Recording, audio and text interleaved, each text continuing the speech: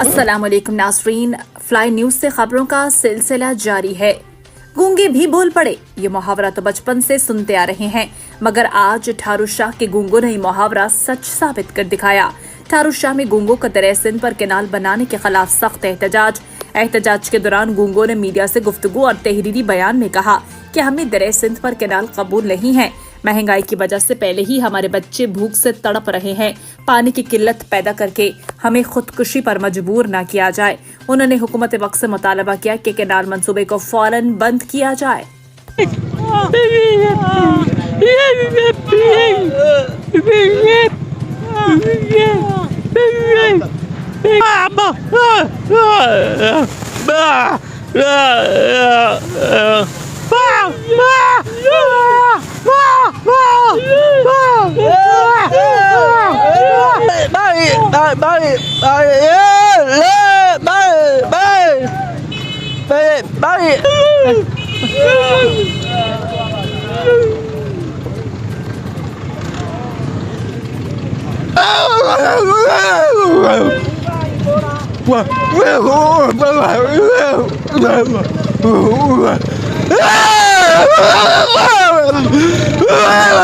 Ah!